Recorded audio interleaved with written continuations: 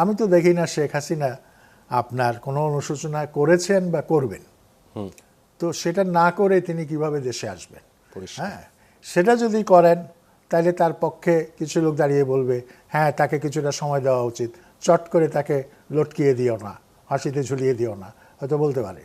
তারপরে যেটা আইনের যেটা যে 30 দিনের মধ্যে আপনার একটা অ্যাপিল করার উচ্চতর আদালতে, কারণ এখানে তো ফাঁসির রায় কার্যকর হবে না, উচ্চতর আদালতে যাবে, হাইকোর্টে যাবে, সুপ্রিম কোর্টে যাবে, অ্যাপিল ডিভিশনে যাবে, বিভিন্ন পর্যায়গুলো আছে।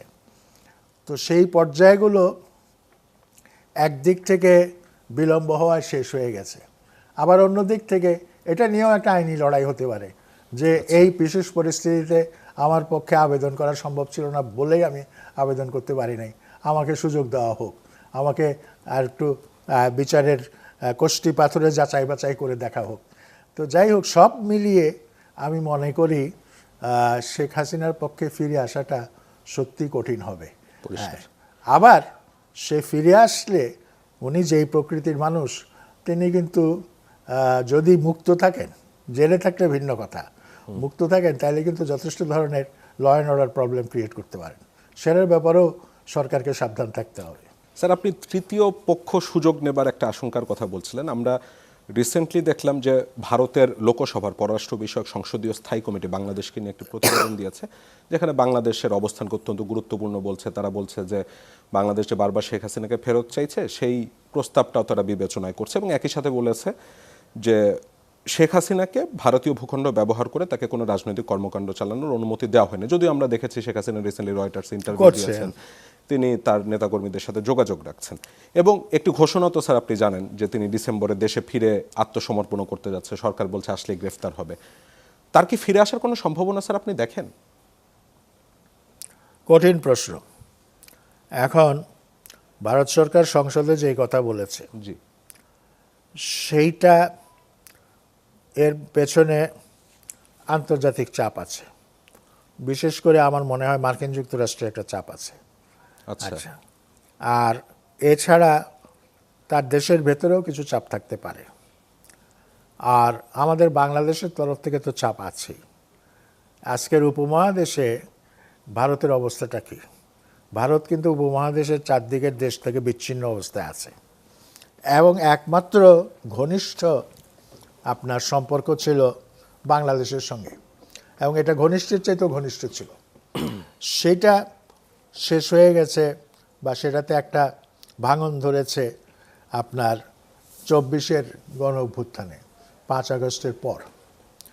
তো এই অবস্থাতে ভারত তো যে কোনোভাবে যে কোনো কৌশলে চাইবে ভারত বাংলাদেশকে আবার তার পক্ষপুটাশ্রয়ে নিয়ে আসার জন্য, এবং এইটার জন্য সুকথন দরকার, সেই কথা তারা বলবে। এইটার জন্য মধুর আলাপের দরকার, সেই আলাপ তারা করবে।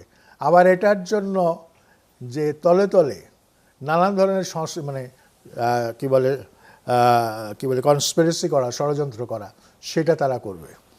এবং ভারতের যারা শাসক আজকে, যে বিজেপি, এরা তো হচ্ছে শিবাজির অনুসারী।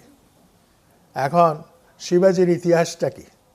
শিবাজির ইতিহাসটা হচ্ছে বিশ্বাসঘাতকতার ইতিহাস। যেমন মোগল মানে সেনাপতি আফজল খানকে শিবাজি হত্যা করেছিল, এবং শিবাজি সেই জন্য হিন্দু জাতির বীর। কিন্তু দুজন সেনাপতি যখন একে অপরের সঙ্গে সাক্ষাৎ করে, সাক্ষাতের কতগুলো আপনার নিয়ম থাকে, নীতি থাকে, সেই নীতি ভঙ্গ করলে সে আর সেনাপতি থাকে না। হ্যাঁ, দুইজন সেনাপতি পরস্পর সাক্ষাৎ করলে একে অপরের উপর দৈহিক আক্রমণ চালানোর কোনো সুযোগ বা এটা হতে পারে না। এগুলি পরে আন্তর্জাতিক আইনে জেনেভা কনভেনশন দিয়ে এটাকে কিন্তু আরও সেটাকে লিগালাইজ, আইনের বিধানে নিয়ে আসা হয়েছে। শিবাজি কি করলো? তার আস্তিনের নিচে লুকিয়ে রাখা বাঘনখ দিয়ে আপনার আফজল খানকে আক্রমণ করলো। হ্যাঁ, একটা হাতের মধ্যে একটা খুব ধারালো জিনিস ঢুকিয়ে, নখগুলি ঢুকিয়ে আক্রমণ করলো। আফজল খান নিহত হয়েছে।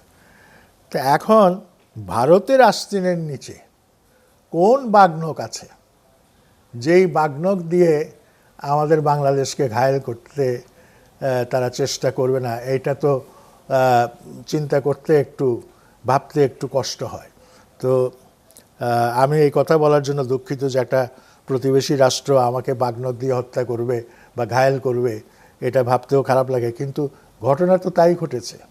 এবং আমাদের দেশের হত্যাকাণ্ডগুলোর মধ্যে তাদের ইনভলভমেন্ট সম্পর্কে কিন্তু নানা কথা আছে, এবং সেগুলিকে উড়িয়ে দেওয়া যায় না। আমি তো এই প্রসঙ্গতে ছিলাম যে শেখ হাসিনা ফেরার কোনো সম্ভাবনা দেখেন নাকি?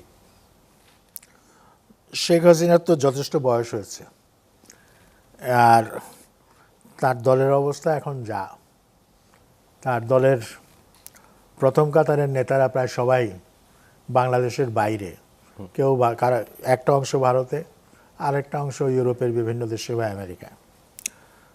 এইরকম একটা দলের পক্ষে তার 1 নম্বর নেতা, যিনি মৃত্যুদণ্ডপ্রাপ্ত, তিনি দেশে আসবেন এবং তিনি দেশে আসার পর তার উপর যে দণ্ড হয়েছে সেটা প্রত্যাহার করার জন্য একটা আন্দোলন, একটা প্রতিবাদ, এইটা আমার কাছে খুব অবাস্তব মনে হয়। আপনার a general without any soldier, সে কিন্তু যুদ্ধ জয় করতে পারে না। কিন্তু স্যার দেশে তো আওয়ামী লীগের অনেক নেতাকর্মী আছে। বলছে জি। আপনার এ নিয়ে একটা ঐতিহাসিক গল্প আছে। গল্পটা হচ্ছে নেপোলিয়ান ইউরোপের আল্পস পর্বতের চূড়া দিয়ে মার্চ করে যাচ্ছিলেন। তখন নেপোলিয়ান অনেক গর্ব করে বলছিলেন, look, I am higher than Alps, আমি আল্পস পর্বতের চাইতে উঁচু। কিন্তু এই কথা তিনি যে বলতে পেরেছিলেন এই কারণে যে তার পেছনে একটা অত্যন্ত সুসংগঠিত সাহসী যোদ্ধার দল ছিল, সৈনিকরা ছিল। তা না থাকলে তার পক্ষে দিগ্বিজয় করা সম্ভব ছিল না। ঠিক একইভাবে শেখ হাসিনার পেছনেও সেই রকম সৈনিক থাকা দরকার, সুসংগঠিত সৈনিক থাকা দরকার। আপনি যেটা বললেন যে আওয়ামী লীগ বড় দল, নিঃসন্দেহে বড় দল, কিন্তু এই বড় দলটা এখন একটু ছত্রখান অবস্থায় আছে। এবং আজকে না কালকে ফেসবুকে দেখলাম এরা কেউ ঘরে থাকতে পারছে না। কেন পারছে না, কী জন্য পারছে না জানি না। সরকার কি এদের নামে মামলা দিয়েছে কিনা, বিরোধী দলে অন্য লোকেরা, তাদের বিরোধীরা তাদের উপর হামলা আক্রমণ চালাচ্ছে কিনা, সেটাও জানি না। কিন্তু বাস্তবতা হচ্ছে তারা এখন খুব ডিফেন্সিভ পজিশনে আছে। কিন্তু কিছু লোক কিন্তু অফেন্সিভ পজিশনে চলে গেছে। এরা হচ্ছে আওয়ামী লীগের সাংস্কৃতিক ফ্রন্ট, যারা নাটক করত, গান করত, সঙ্গীত করত এরা, বা পত্রিকার সাংবাদিক এরা। তো এদের সাহসের নিঃসন্দেহে প্রশংসা করতে হয়। সেই দিক থেকে তারা টুকটাক করে ফেসবুকে পোস্ট দিয়ে বা বিভিন্ন ধরনের ছোটোখাটো লেখা দিয়ে তারা আস্তে আস্তে আওয়ামী লীগের যেটা ইমেজ, সেই ইমেজটাকে উদ্ধার করার চেষ্টা করছে। তবে এরপরও প্রশ্ন থাকে, যেই পথে তারা সেই ইমেজ উদ্ধার করার চেষ্টা করছেন সেটা কতটুকু সঠিক। যেমন তারা বলছে মার্কিন যুক্তরাষ্ট্র একটা, যেটাকে বলে খুব সূক্ষ্ম ষড়যন্ত্রের মধ্য দিয়ে শেখ হাসিনার সরকারের পতন ঘটিয়েছে। হ্যাঁ, মিটিকুলাস ডিজাইন। পরে তো স্যার আবার এই অবস্থান থেকে তারা সরে গেছে, কিন্তু ক্ষতি যেটা হবার তো সেটা হয়ে গেছে। আচ্ছা, তো এখন এই ধরনের কথাবার্তা আরেকটা প্রচার করেছিল যে ছাত্রদেরকে নেশা খাইয়ে মৃত্যুর জন্য পাগল করে তোলা হয়েছিল। এই ধরনের কথাও তারা প্রচার করেছে। এইগুলি একটু উদ্ভট প্রচার। তারা যদি একটু রাজনৈতিকভাবে জিনিসটাকে দেখতো তাইলে তাদের জন্য সেটা অনেক বেশি মঙ্গলজনক হতো। এবং তারা যদি তাদের ভুলভ্রান্তিগুলো স্বীকার করত এবং যা ঘটেছে তার জন্য অনুশোচনা করত, তাইলে কিন্তু তারা খুব সহজে, অনেক বেশি সহজে মানুষের কাছে এসে পৌঁছাতে পারত। তো এই অবস্থার আলোকে আমি তো দেখি না শেখ হাসিনা আপনার কোনো অনুশোচনা করেছেন বা করবেন। তো সেটা না করে তিনি কিভাবে দেশে আসবেন? হ্যাঁ, সেটা যদি করেন তাহলে তার পক্ষে কিছু লোক দাঁড়িয়ে বলবে, হ্যাঁ, তাকে কিছুটা সময় দেওয়া উচিত, চট করে তাকে লটকিয়ে দিও না, ফাঁসিতে ঝুলিয়ে দিও না, হয়তো বলতে পারে।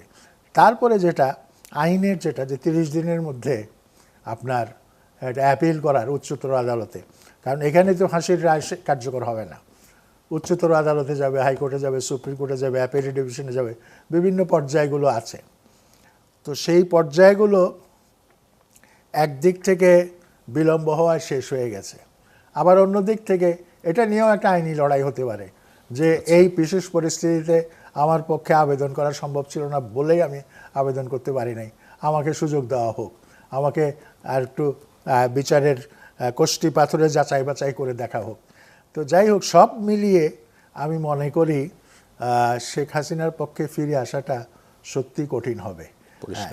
আবার সে ফিরে আসলে উনি যেই প্রকৃতির মানুষ, তিনি কিন্তু যদি মুক্ত থাকেন, জেলে থাকলে ভিন্ন কথা, মুক্ত থাকেন তাহলে কিন্তু যথেষ্ট ধরনের law and order problem create করতে পারেন।